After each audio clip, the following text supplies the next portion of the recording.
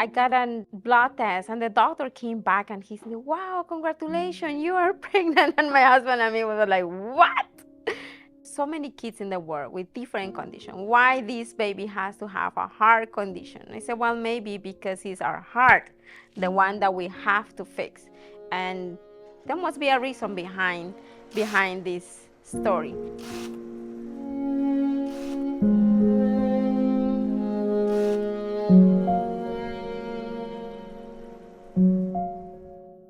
So we got an in utero diagnosis at about 12 weeks. We actually qualified for earlier screening. Hudson was initially diagnosed at my 18-week anatomy scan. I learned about Zara's cardiac anatomy after she was born during the pulse oxy screening when she was 1 day old.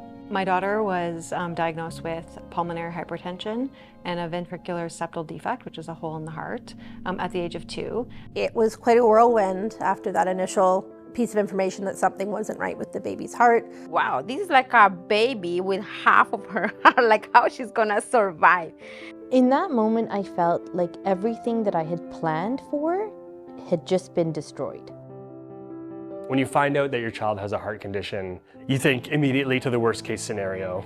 You're gonna come into this and you're gonna be initially very confused. You won't really understand a lot of the terminology. When you meet with the doctors, there's gonna be lots of things you don't understand, you don't know, partially because you're likely in a bit of shock. It's important for you to understand so that you can advocate for your child. And the only way to do that is to ask all the questions you have. Don't worry if you think that you're asking them too many questions. All questions are excellent questions until you know what is going on with your child. They know that you're coming from that background of, I don't even know what you're talking about. Can you kind of explain the basic biology and anatomy to me? And they will, and that was one of the things we found was most incredible about SickKids is that everybody always had more than enough time for us. You can always write down questions afterwards, and at the next appointment, raise them, bring them up, or contact your nurse or your cardiologist and ask them. You asking questions is expected.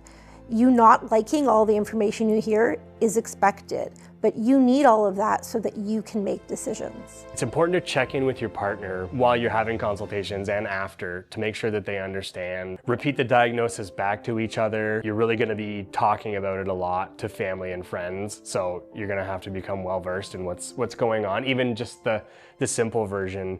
My mantra for parenting was inspired by one of the most profound pieces of simple advice. Your child is going to live the life they are meant to live for as long as they are meant to live it. And your job is to support their journey in the role that you've been assigned.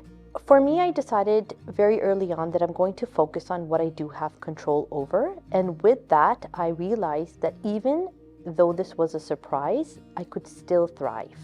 I trusted my team. I trusted where I was. So you know what? Yeah, I'm going to relieve myself of the burden of being doctor mom, and I'm just going to be mom. And Zara was going to be my daughter before she was a patient.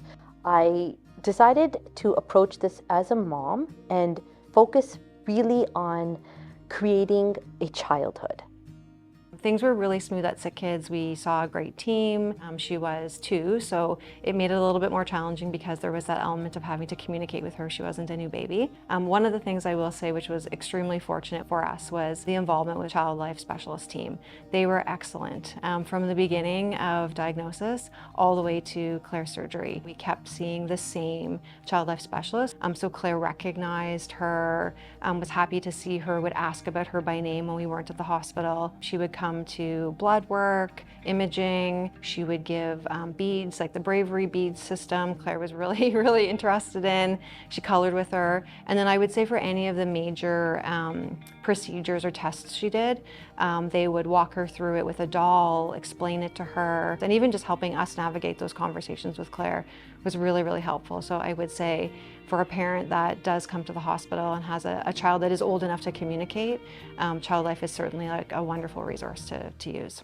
In terms of your parenthood journey, if you're like me and this is the way that it starts out, is extremely medical, just know that you're in the right place and it's okay if this is what your parenthood journey looks like at the start. And if you don't know who you are as a parent, because I didn't get to take them home when they were 1 day old, and I didn't get to, stay up all night and feed them and change them, and the nurses were doing that. Adjusting to that is very, very difficult, but just know that this is who you are as a parent. This is who you're becoming as a parent, and just know that you'll get there. All the time I said that this is a training of my faith, like how strong my faith is. If I understand right now that she can live for 1 hour, 1 week, 1 month, 1 year, I don't know. Like, it's up to him. He give it to me, he will take it.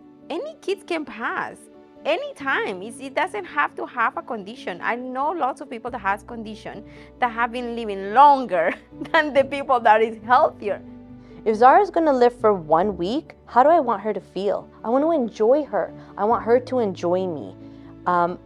If Zara's gonna live for a year, it's the same fundamental. If she's gonna live, hopefully to be 135 and beyond, it's quality of life. What is that going to feel like? I want her to have every single minute of joy, whether she has half a heart or half of anything. It does not mean she has to have half a life. She will definitely have a full life, because I'm going to make sure that that's the essence of the point.